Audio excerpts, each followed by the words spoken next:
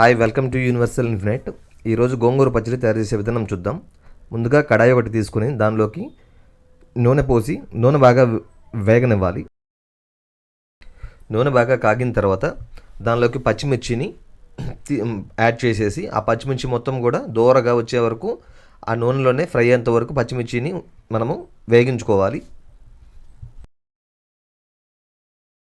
తర్వాత దీనిలోకి సన్నగా తరిగినటువంటి ఉల్లిపాయ ముక్కల్ని, టమాటా ముక్కల్ని రెండింటిని కూడా మనము ఈ అండీలోకి మనం యాడ్ చేసుకోవాలి. యాడ్ చేసుకొని మొత్తం కూడా ఆ నూనెలో ఫ్రై అయ్యేంత వరకు కూడా వీటిని మనము కలితిప్పుకోవాలి.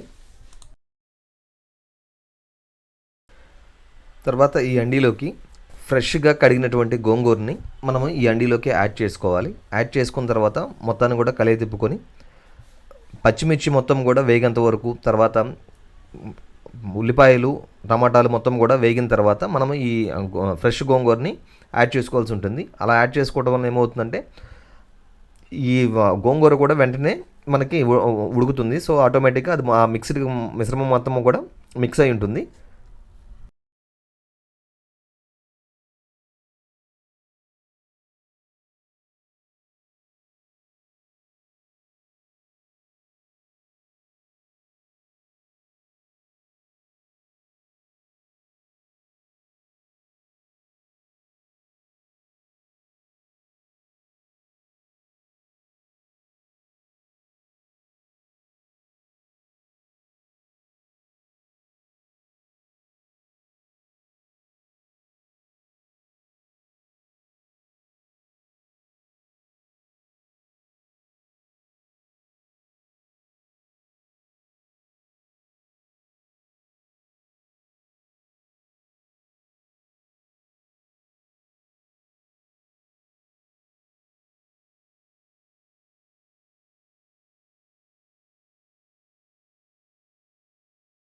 తర్వాత సరిపడినటువంటి పసుపుని మనము ఈ గోంగూరలోకి యాడ్ చేసుకోవాలి. యాడ్ చేసుకున్న తర్వాత ఆ మిశ్రమాన్ని మొత్తం కూడా మనము కలితిప్పుకోవాలి. కలితిప్పుకున్న తర్వాత కొంతసేపటి వరకు మొత్తం ఈ గోంగూర, పచ్చిమిర్చి, టమాటా, ఆ ఉల్లిపాయ ముక్కలు ఇవన్నీ కూడా మొత్తం కూడా నూనెలో బాగా డీప్ ఫ్రై అయ్యి తర్వాత కంప్లీట్గా ఉడికేంత వరకు కూడా మనం అట్లానే ఉంచుకోవాలి.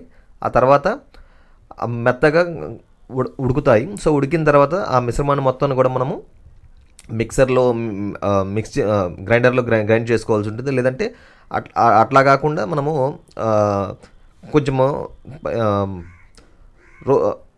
రోట్లో కూడా మనము దాన్ని కంప్లీట్గా మనము పలుకులుగా మనం దాన్ని నూరితే ఏమవుతుందంటే ఆటోమేటిక్గా కొంచెం టేస్ట్ అనేది ఎక్కువ వస్తుంది.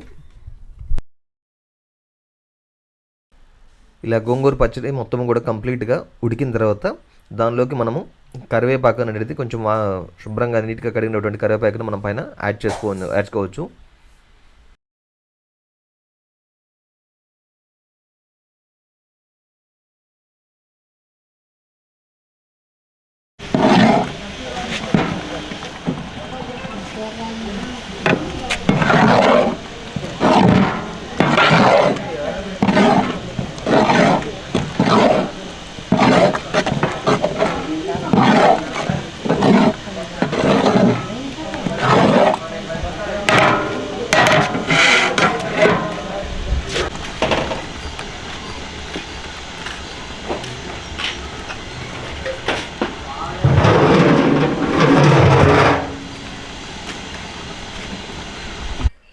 ఇలా మెత్తగా ఉడికినటువంటి గోంగూరని మనం ఇట్లా గ్రైండర్లో వేసి గ్రైండర్లో మిక్సీ పెట్టుకోవచ్చు. లేదంటే మనం ఇంకా టేస్ట్ మంచిగా ఉండాలంటే ఇలా మనము ఇలా రుబ్బుకుంటే ఏమవుతుందంటే కొంచెము పలుకులుగా ఉంటుంది. కొంచెం టేస్ట్ అనేది డిఫరెంట్గా ఉంటుంది. మిక్సీలో వేసిన మిక్స్డ్ కంటెంట్కి తర్వాత నార్మల్గా ఉంచినటువంటి రుబ్బుకున్న దానికి కూడా టేస్ట్ అనేది వేరియేషన్ ఉంటుంది, డిఫరెంట్ ఉంటుంది. సో ఈ టేస్ట్ అనేది కొంచెం బాగుంటుంది.